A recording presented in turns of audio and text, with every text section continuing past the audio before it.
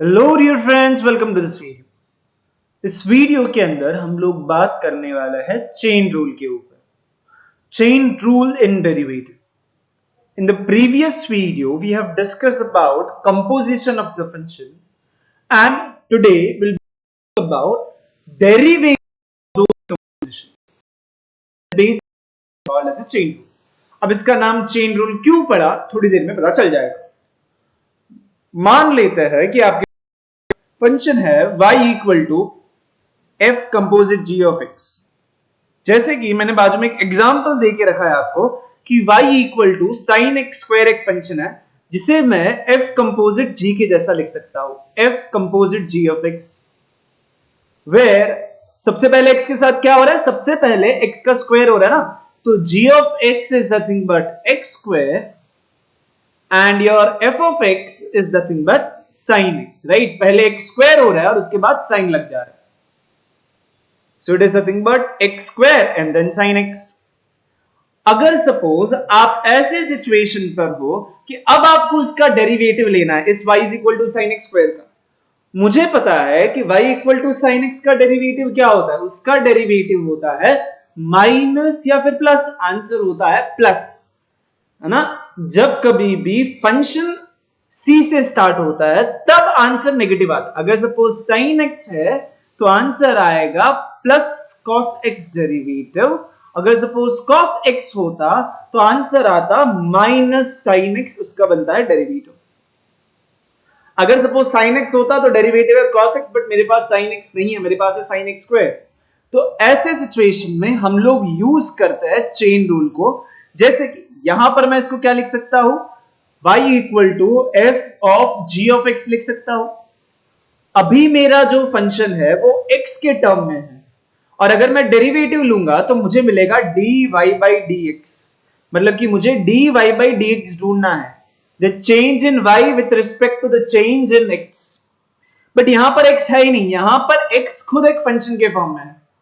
तो हम लोग क्या करते हैं, ऐसे केस के अंदर हम लोग मान लेते हैं कि योर g ऑफ x जो है ना, उसको कोई दूसरा वेरिएबल मान लो कि u। तो मेरा ये y क्या बन गया, वो x के टर्म में g ऑफ u बन गया बेसिकली। x में फंक्शन था, अब u में हो गया, राइट। सो ये बन गया f ऑफ u, मैंने g x की जगह पे u लिख दिया, ठीक है। अगर अब मैं डेरिवेटिव लेता हूं तो मैं y का डेरिवेटिव ले पाऊंगा विथ रिस्पेक्ट टू u, जिसको मैं लिखूंगा derivative of f u with respect to u। इसको मैं निकाल सकता हूं, करेक्ट। बट मुझे ये नहीं चाहिए था, मुझे चाहिए था dy by dx, बट मुझे मिला dy by du मिला। तो ऐसे केस के अंदर हम लोग हमारा जो बेसिक होता है ना उसी को यूज कर लेंगे। क्या बेसिक है हमारे पास, हमें पता है कि अगर सपोज मुझे dy by dx चाहिए तो मैं उसको ऐसे भी तो लिख सकता हूं। मैं अगर सपोज dy by du निकाल चुका हूं और उसको अगर मैं मल्टीप्लाई कर दूं du by dx के साथ, तो हमें क्या दिख रहा है, ये du कैंसिल हो जाएगा और हमें जो चाहिए मिल जाएगा ना। बेसिकली ऐसा होता नहीं है, बट मैं बोल सकता हूं कि du कैंसिल होगा और आपके पास क्या बचा, dy by dx। मतलब कि मेरा आधा काम हो चुका है। उसके बाद मुझे क्या करना पड़ेगा, इसके बाद मुझे उसको du by dx के सिर्फ मल्टीप्लाई करना पड़ेगा, राइट। तो अगर सपोज मैं इसको यहां पर एग्जांपल में करने की कोशिश करूं तो मुझे क्या पता चल रहा है, यहां पर I will let my u to be x square, ठीक है। तो मेरा y क्या बन गया, मेरा y बन गया साइन u। अगर सपोज मैं आपको बोलूं dy by du क्या है, तो साइन u का डेरिवेटिव मुझे आता है, साइन u का डेरिवेटिव इस फॉर्मूला से बनेगा cos u। मुझे क्या चाहिए था, मुझे तो dy by dx चाहिए था, dy by dx यानी कि मुझे dy by du और उसको मल्टीप्लाई करना होगा du by dx से। ये भाई dy by du तो हमने निकाला, ये क्या है, ये है cos u, और ये जो है du by dx, अब आपके पास u अगर ये है एक्स स्क्वायर तो उसका derivative with respect to x क्या हो जाएगा, उसका derivative with respect to x हो जाएगा। एक्स स्क्वायर का डेरिवेटिव क्या होता है, वो होता है सिर्फ 2x, तो ये हो गया 2x। यानी कि आपका आंसर क्या बन रहा है? आपका आंसर बन रहा है cos u, तो आपका एक्स स्क्वायर था ना, तो ये बन गया एक्स स्क्वायर और इंटू 2x। सही। तो ये जो चीज है इसी को हम लोग कहते हैं चेन रूल, यानी कि एक के बाद एक डेरिवेटिव लगाकर अपने आंसर को निकालना। ये हम लोग कब करते हैं? ये हम लोग तब करते हैं जब आपके पास कंपोजिशन ऑफ द फंक्शन हो। इसको यहां पर लेते हैं वापस से। What we have learn? We have learn that अगर सपोज आपके पास एक फंक्शन है y मान लेते हैं, which is nothing but f composite g of x, और अगर आपको इसका dy बाई dx ढूंढना है, कैसे ढूंढोगे? तो सबसे पहले आप क्या करोगे? इसको u मान लेते हैं और फिर उसका डेरिवेटिव निकालना है ना। तो मान लो कि वो u है, सो आप क्या करोगे? df of u by du, और फिर जिसको आपने u माना था आप उसका डेरिवेटिव ले लोगे with respect to x, du by dx। ये दोनों चीज को मल्टीप्लाई करना, और यहां पर आप क्या करोगे? आपका u क्या है? u is nothing but g of x ना। तो ये देख लो, इसको आप क्या लिख सकते हो? इसको आप लिख सकते हो dy by dx is same as derivative of f composite g of x with respect to g of x। मैंने u की जगह पर g ऑफ x लिख रहा हूं और कुछ नहीं कर रहा, multiplied with derivative of g of x, right. और ये कैंसिल और आपको जो चाहिए मिल गया। अगर वही चीज मैं यहां पर करने की कोशिश करूं, सबसे पहले क्या आपको यहां पर कोई कंपोजिशन दिख रहा है? Yes, what is your composition? अगर मैं यहां पर फंक्शन को देखूं तो यहां पर मैं क्या करूंगा? अंदर वाला जो पार्ट है उसको मैं u मान लूंगा, तो that is nothing but u to the power 5। Correct, अंदर वाले पार्ट को हमने u मान लिया। तो मुझे पता है कि भाई dy बाई du अगर निकालना है तो वो बन गया 5u to the power 4। But हमें तो dy बाई dx की जरूरत होती है, तो ये क्या होता है? ये होता है dy बाई du इंटू, फिर क्या करोगे? du by dx। ये तो आपने निकाल लिया, अब आपको चाहिए ये वाला पार्ट du बाई dx। आपका u अगर अंदर वाला पार्ट है तो आपको सिर्फ उसका डेरिवेटिव लेना है ना, तो उसका डेरिवेटिव ले ले साथ में। तो मेरे पास जो भी ये u है मैं उसका डेरिवेटिव ले लेता हूं। मेरा u क्या है? माई u is nothing but x cube minus 2x minus 1। मुझे क्या करना है? मुझे इसका डेरिवेटिव लेना है, यानी कि उसका du बाई dx। ये क्या है? ये बन गया 3x स्क्वायर, इसका डेरिवेटिव, बीच में माइनस है तो माइनस, 2 को एज इट इज रखेंगे और x का डेरिवेटिव बन गया 1, तो एज इट इज। फिर -1 का डेरिवेटिव कितना है? वो तो है 0, तो उसको लिखते नहीं है। तो फाइनली मेरा dy बाई dx जो है वो क्या बन रहा है? dy बाई dx, सबसे पहले इसकी जगह पे क्या लिख सकता हूं? 5u to the power 4 into ये क्या है? 3x square minus 2। भाई u तो हमने किसी का नाम दिया था ना, तो u की जगह पे वो लिख दो 5x cube minus 2x minus 1 into 3x square minus 2। ठीक है, तो ये क्या बन गया? ये बन गया हमारा फाइनल आंसर। जैसे जैसे आप इस चीज को प्रैक्टिस करोगे आपके नंबर ऑफ स्टेप्स और लिखना कम होते जाएगा, बट जब तक ये चीज को प्रैक्टिस नहीं करोगे तब तक ये नहीं समझेगा, है ना। तो practice is the most important thing. क्या सोचना होता है? सोचना होता है कि अंदर वाला जो फंक्शन है उसको u मान के आगे बढ़ते जाओ, काम धीरे धीरे होते जाएगा। ठीक है, और एक एग्जांपल करते हैं प्रैक्टिस करते करते। एक्स के साथ होता है उसको आपको उसका फंक्शन मान लेना है। तो सबसे पहले मान लेता हूं कि यही u है मेरा, है ना। तो मेरा du बाई dx क्या हो जाएगा? सबसे पहले यहां पर लिखता है du by dx is same as what? इसका डेरिवेटिव लूंगा x square plus a square का derivative with respect to x। तो x स्क्वायर का डेरिवेटिव क्या बनता है? 2x प्लस a स्क्वायर का डेरिवेटिव बनता है 0। है ना। पिछली वाली वीडियो के अंदर हमने सारे बेसिक फंडामेंटल किए थे, तो एक बार वो सारे फॉर्मूला नोट करके रखेंगे। ओके, अब आगे बढ़ते हैं। तो मेरा y क्या बन गया? मेरा y बन गया cos u। अब मैं इससे क्या निकाल सकता हूं? इससे निकाल सकता हूं dy बाई du निकाल सकता हूं। cos का डेरिवेटिव क्या बनता है? वो बनता है माइनस साइन u। मुझे तो पूछा जाता है dy बाई dx ढूंढने। dy बाई dx क्या हो जाएगा? वो हो जाएगा मेरा dy by du multiplied with du by dx। ठीक है, तो दोनों की सिर्फ वैल्यू लिख देंगे। सबसे पहले इसकी वैल्यू क्या बन रही थी? माइनस साइन u बन रही है। ठीक है, और सेकेंड पार्ट की वैल्यू क्या है? उसकी वैल्यू है 2x। फिर u के अंदर इक्वेशन नहीं होना चाहिए, जो आपने पुट किया था उसको वापस से रीसब्स्टिट्यूट करना पड़ेगा। बन जाएगा dy by dx is same as minus sine u की जगह पे क्या लिख देंगे? x square plus a square into 2x। अगर सपोज आप इसको प्रैक्टिस करते हो तो आप ये आंसर फाइनली लिख सकते हो, है ना। कैसे? सीधा सीधा लिख दोगे। फिर सोचोगे साइन का डेरिवेटिव क्या होता है? Minus sine x. फिर एक्स की जगह पे आपने क्या माना था, तो उसका डेरिवेटिव बाजू में सिर्फ मल्टीप्लाई कर देना। जिसको भी आप u मानोगे उसका डेरिवेटिव बाजू में मल्टीप्लाई कर देना। इस चीज को याद रखेंगे, ठीक है। और एक लास्ट बहुत इंटरेस्टिंग टेक्स्ट बुक का एक क्वेश्चन है ये। तो प्रॉब्लम के अंदर बहुत सारी चीजें आपको दे दी है।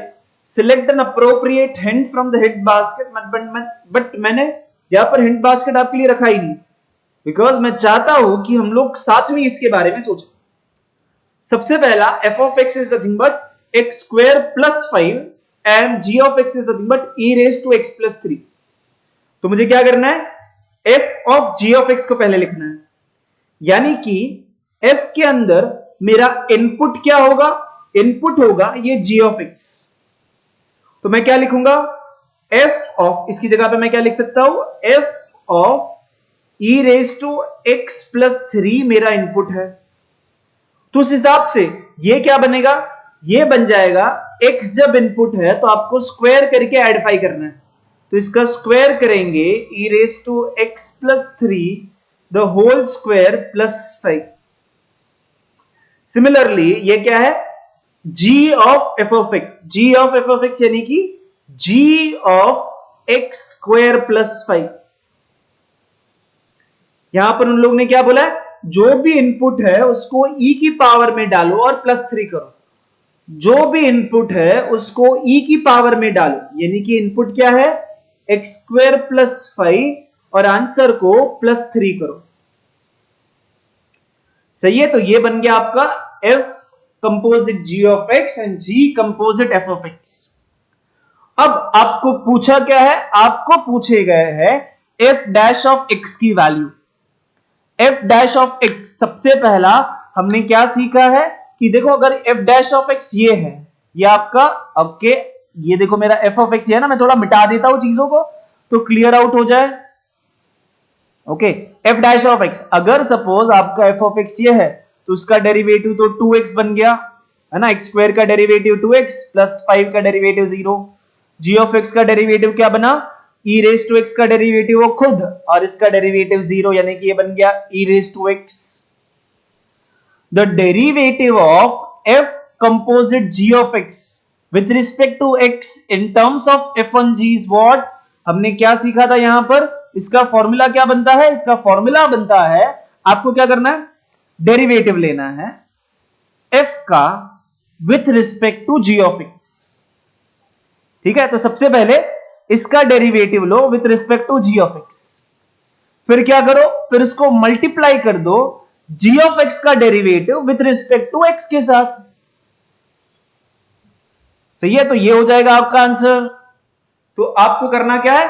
सबसे पहले f का डेरिवेटिव लेना है with respect to g of x और फिर उसको g ऑफ x के डेरिवेटिव के साथ मल्टीप्लाई कर देना है। तो अगर सपोज मैं यहां पर इस चीज को लिखने की कोशिश करूं तो वो क्या बनेगा? पहले तो f का derivative with respect to g of x, है ना। तो मुझे क्या करना पड़ेगा? f का जो डेरिवेटिव है ना वो लिख दूंगा। f का डेरिवेटिव क्या है? ये 2 इंटू एक्स है ना, बट उसके अंदर मैं x की जगह पे क्या रखूंगा, मैं उसके में अंदर x की जगह पे रखूंगा g ऑफ x। ठीक है, तो f का डेरिवेटिव क्या बनता है, f का डेरिवेटिव बनता है 2x ना, तो मैं लिखूंगा 2x, बट x की जगह पे मुझे लिखना होगा g ऑफ x। ठीक है, अब इसके बाद क्या करेंगे, इसके बाद हम लोग इसको मल्टीप्लाई कर देंगे डेरिवेटिव ऑफ g के साथ, यानी कि g डैश ऑफ x। अगर सपोज मैं उसको ऊपर लिखता हूं तो क्या बनेगा, वो 2 टाइम्स g ऑफ x क्या है, देखो बहुत सिंपल हो रहा है। अब क्या कर रहे हैं, आपने अगर already f dash of x निकाल चुके हो तो आपको वहां पर सिर्फ वही लिखना है, f डैश ऑफ x ही लिखना है, बट x की जगह पर g ऑफ x। ये देखो, ये g ऑफ x जो है उसकी जगह पे मैं क्या लिख दूंगा, उसका फॉर्मूला क्या है, e to the power x plus 3, और उसके बाद तो सिर्फ g डैश ऑफ x है, वो है e to the power x। तो ये हो गया हमारा आंसर। इसके बाद उन्होंने और भी एक चीज पूछी है कि जब कभी भी आपको ऐसा ब्रैकेट करके at the end x equal to 3 लिखा है, x इक्वल टू 0 लिखा है, इसका मतलब जो भी आंसर आ रहा है उसके अंदर आपको x की जगह पे 0 रखना है। तो मतलब जो भी आंसर आ रहा था वहां पर आपको x की जगह पर 0 सब्स्टिट्यूट करना है। तो अगर सपोज मैं x की जगह पर 0 सब्स्टिट्यूट करता हूं तो मुझे क्या मिलेगा, मुझे मिलेगा 2 e to the power 0 plus 3 into e to the power 0 which is same as 2। e to the power 0 क्या होता है, ये होता है 1 प्लस 3 कितना होता है 4। ठीक है, और ये कितना है 1, यानी कि आंसर क्या बना 2 into 4 into 1 that is same as 8 is the answer over here. अब मैं आपसे क्या रिक्वेस्ट करूंगा कि ये जो 3 फिलअप है वो आप अपने कॉन्सेप्ट से एक बार ट्राई करेंगे। अगर सपोज कहीं और अटकते हो तो बी फ्री टू आस्क। हम लोग क्या सीख रहे थे, हम लोग चेन रूल सीख रहे थे, बट आई फील मुझे और एक छोटा पर बताना चाहिए। सपोज अगर मैं आपके साथ और एक एग्जांपल डिस्कस करना चाहता हूं, मान लेते हैं कि मेरे पास कुछ इस तरीके का फंक्शन है लॉग ऑफ एक्स स्क्वायर, मुझे इसका करना है डेरिवेटिव, ये मेरा y है। मैं इसके बारे में कैसे सोचूंगा, मैं सीधा सीधा कैसे सोचता हूं पता है, मैं देखता हूं लॉग है ना, इसका डेरिवेटिव क्या होता है, लॉग का डेरिवेटिव होता है 1/x, बट यहां पर x नहीं है तो मैं x स्क्वायर है तो मैं क्या लिख दूंगा, ये है 1/x स्क्वायर। मैंने जिसको x माना, मैंने किसको x माना, मैंने x स्क्वायर को x माना ना, तो अब मुझे उसका डेरिवेटिव साथ में मल्टीप्लाई करना पड़ेगा, यानी कि multiply with derivative of this x square that is nothing but 2x। और एक एग्जांपल सपोज मैं यहां पर ले लेता हूं, अगर सपोज मैं आपको बोल देता था कि मेरे पास है यहां पर और एक फंक्शन जिसका इस तरीके से है sine of e to the power x, तो सबसे पहले मैं क्या करूंगा, अगर सपोज मुझे इसका डेरिवेटिव सोचना, तो आगे मुझे साइन दिख रहा है ना, तो मैं सोचूंगा साइन का डेरिवेटिव क्या होता है, मैं देखूंगा साइन का डेरिवेटिव होता है कॉस, बट मैंने इसको x मान लिया ना, x जिसको माना है तो पहले तो उसको रख दो, फिर जिसको भी आपने x माना उसका डेरिवेटिव बाजू में उसको मल्टीप्लाई कर दो। जैसे कि यहां पर मैंने किसको x माना था, इसको माना था ना, तो उसका डेरिवेटिव वो खुद ही होता है, तो उसके डेरिवेटिव को बाजू में मल्टीप्लाई कर दो। ठीक है, तो इसी तरीके से आपके पास बहुत सारे प्रॉब्लम्स होंगे। अगर सपोज आप कहीं अटक जाते हो तो मुझे कमेंट सेक्शन के अंदर वो क्वेश्चन बता दो, हम लोग साथ में उसको डिस्कस करेंगे। आपके जो भी फीडबैक है प्लीज आप कमेंट सेक्शन में बताइए, तो अकॉर्डिंगली मैं अपने नेक्स्ट वीडियो के अंदर इंप्रूव करूंगा। ठीक है जी, थैंक यू।